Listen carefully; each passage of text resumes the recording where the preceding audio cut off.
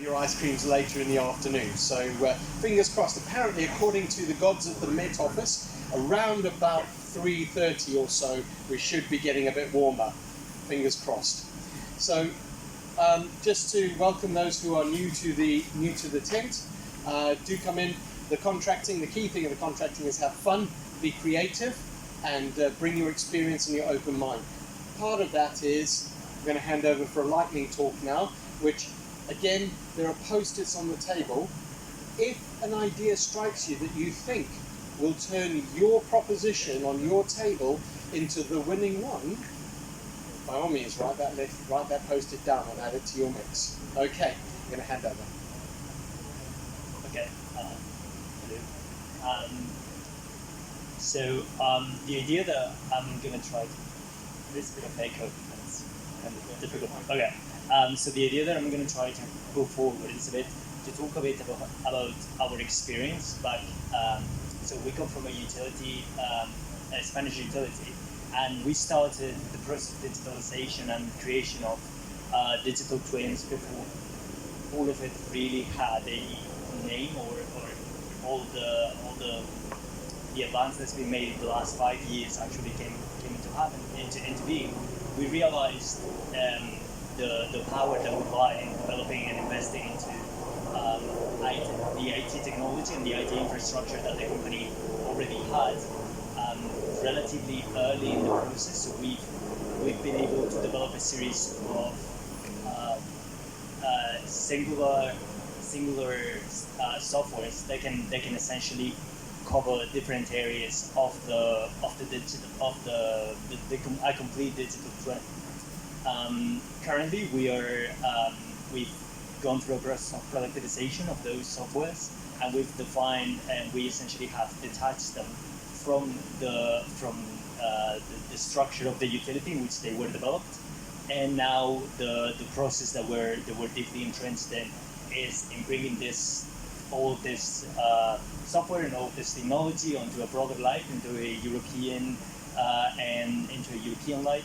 And we are trying to, put part of our know-how into a broader perspective and see what can come from. So essentially, for those who might know it, I don't know how popular it is outside of Spain. The water utility that we come from is Global Omnium, is one of the largest water utilities in Spain. And about 10 years ago, we realized all the power that lied on the IT infrastructure that we had developed.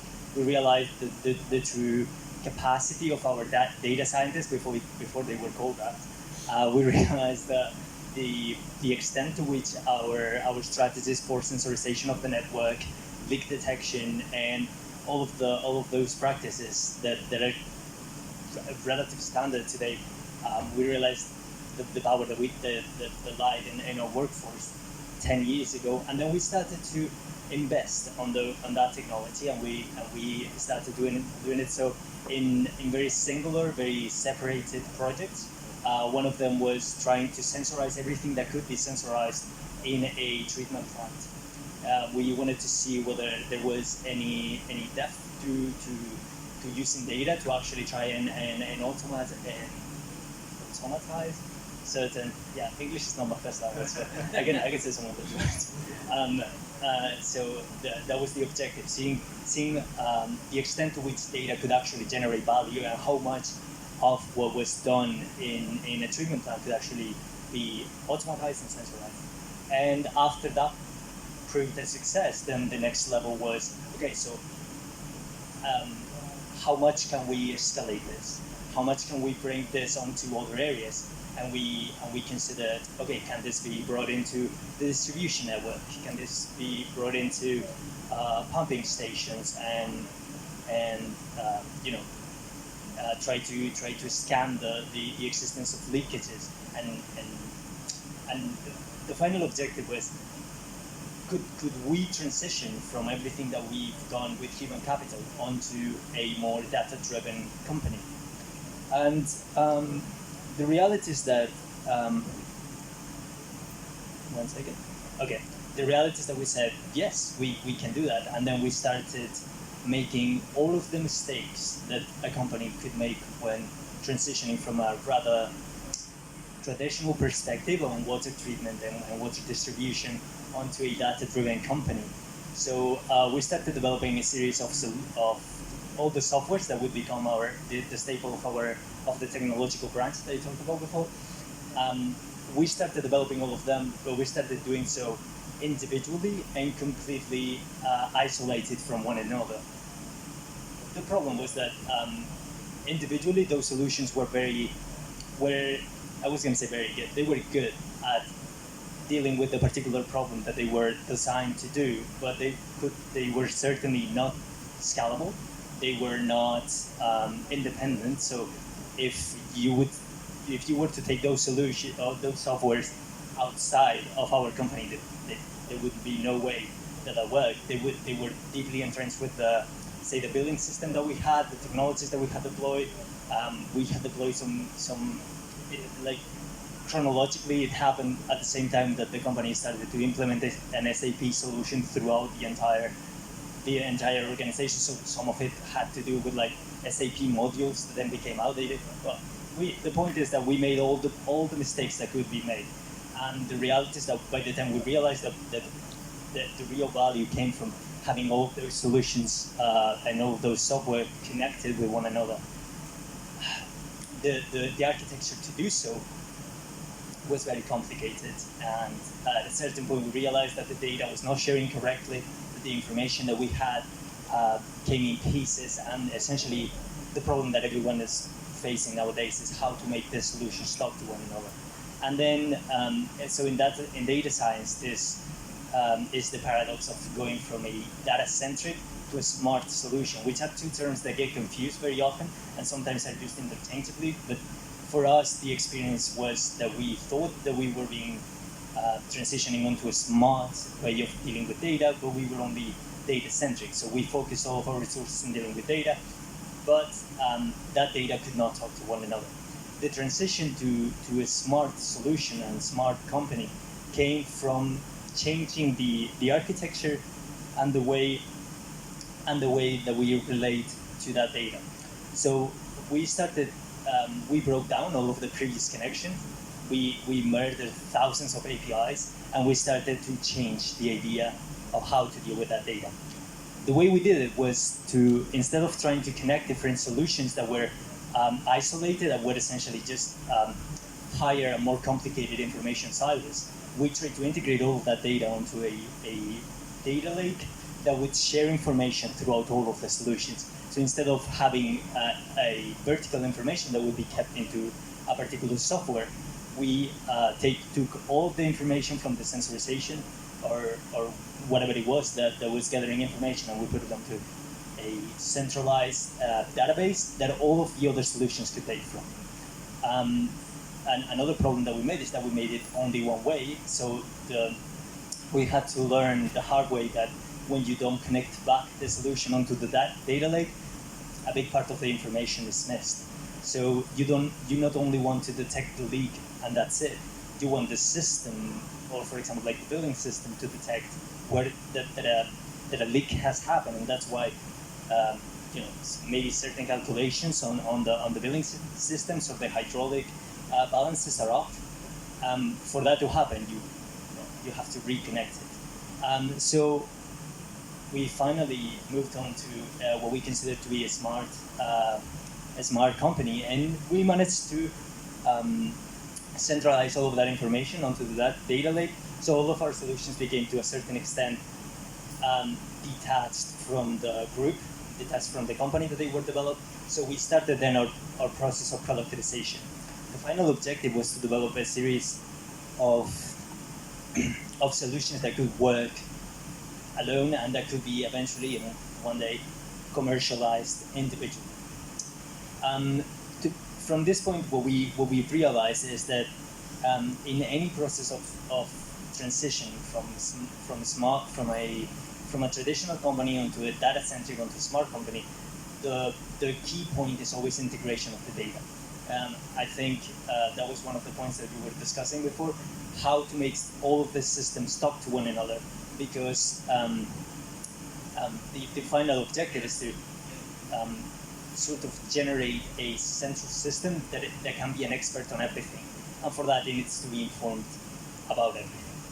So here we have some figures about what we were able to achieve after 10 years of trying this. So essentially our master data manager is able to achieve all of the integrated solutions that we have on the screen, plus some of the figures of all the hardware that is used and all the information that is managed every day. It's important to say that this is a real water utility that makes use of this software completely every day. So none of this is high theory, none of this is a prototype. More than 80% of the network and the distribution plans that Global Omnium deals with makes use of this technology. Now I'm going to get down to some of the individual process of digitalization that we bring onto the clients that we're dealing with. So we're working very closely with clients in the Middle East, clients in South America, some clients in Europe. And essentially, the idea is that we can bring a value proposition to our clients that moves from having absolutely nothing. So essentially, they've just discovered what the value to be gained from sensorization, or that they're at a certain point in the digitalization process. In the beginning, it's always necessary to do a process audit to see exactly at what point the client is. You cannot offer any solution, of course, without knowing without knowing the point in which the company is at. It's also very important to detect the drivers, that certain drivers of the digital transformation out there. Because if a company is in a very previous state of the digitalization process, but does not have any drivers, there are no people engaged in the company, there has never been any investment on research and development, or there are certain people or certain structure that will drag on and make the process last forever and not be successful, then that's the point in which those are protected.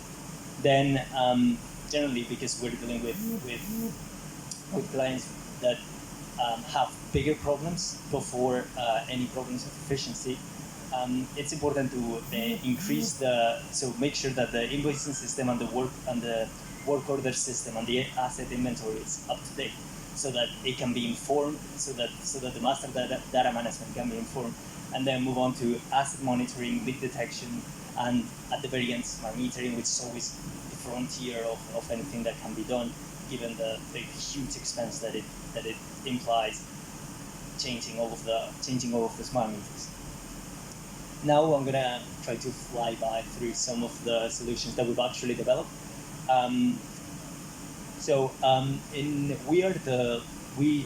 Global Omnium has access to one of the largest smart meter parks in fixed network in Europe.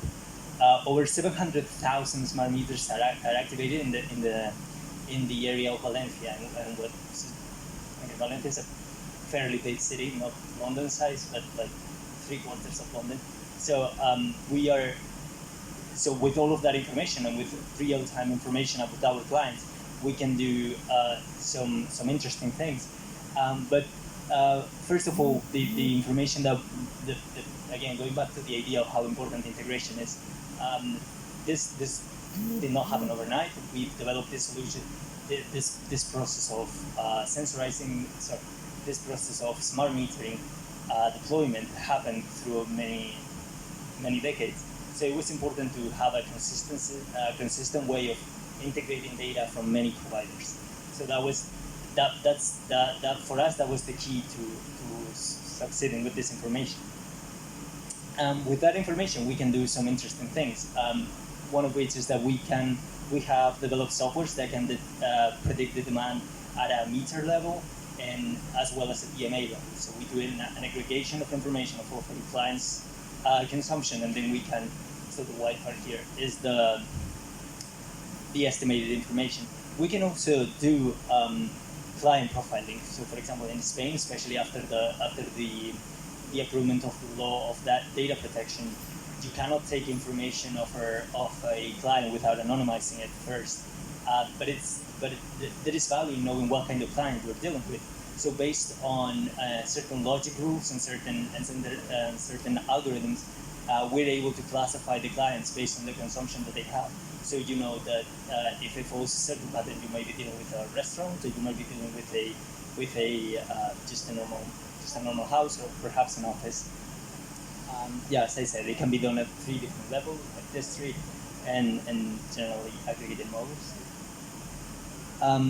Then we started developing again an integrated system for seeing all of the information that the water utility had, all of the different assets that the water utility was operating, be it treatment plants, distribution network, or whatever. And we were able to develop again, guided by the needs of rapid scalability of the system. We developed a system to quickly design animated scalars, so that the people responsible to deal with the developing of the digital assets were able to do it completely independent of, say, the technical team. So we've developed a system that can essentially offer a digital environment in which the user can simply, with a drag and drop mechanism, integrate variables that are already sensorized, coming again all of this information from the data lake that all of the solutions are sharing, and then just design it with a simple system of widgets that it always makes it really easy and really simple to escalate. And then we have developed a system for investment monitoring. So once all the information about the network and the pipes and all of the cadaster is integrated onto a single base, and structuring all of that information structured in the same way, then through a system of analysis of metadata of each individual pipe, investment planning can be optimized, and then master plans of investment can be done quicker. Here, Spain is also, or Valencia is also known for having one of the few complete hydraulic models in real-time hydraulic modeling in south of Europe. So this is the entire city of Valencia, and we have digitalized through a system of flows and pressures the entire infrastructure.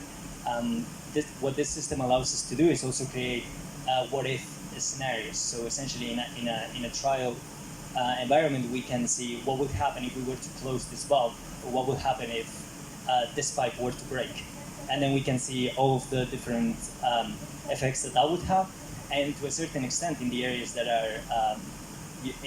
have PLCs which can allow for the automatization of the process, then we can try to see the impact of those solutions and how the system readjusts itself to respond to that new reality.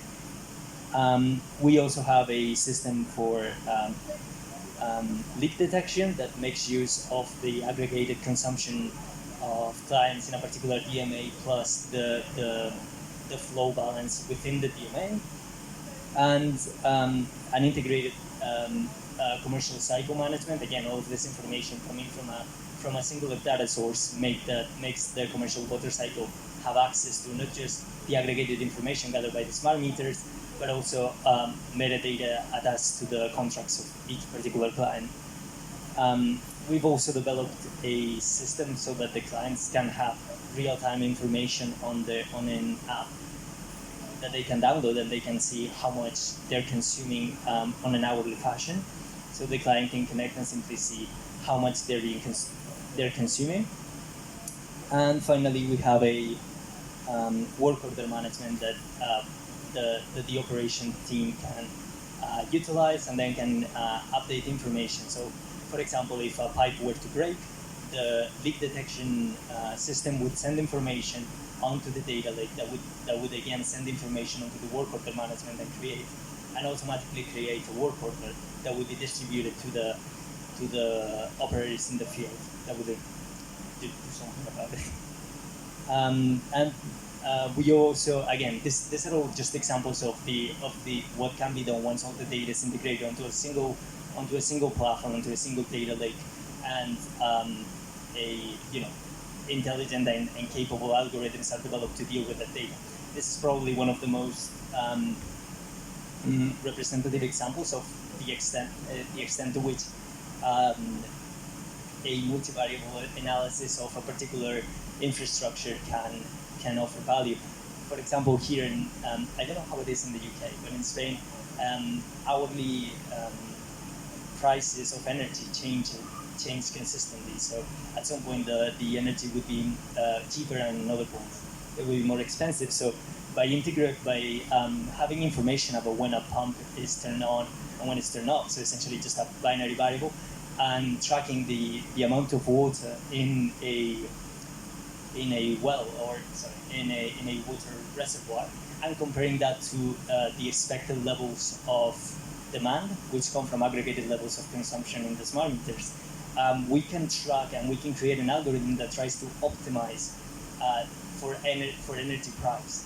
So with knowing how much water needs to be there in the network, we can turn on and turn off the pump automatically, to not only to fit the needs of the client, so they always have water, but also to optimize so that the energy price are at its lowest when the pump is turned on.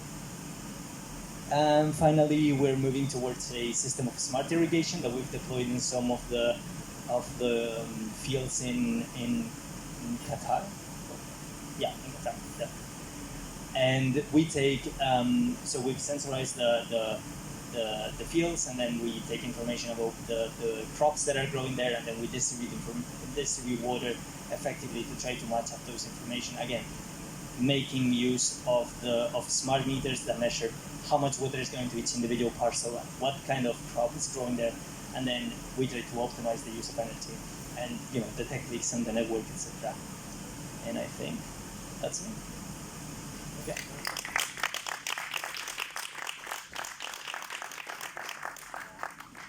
Thank you very much. Do we have any questions that have popped up that you'd like to ask?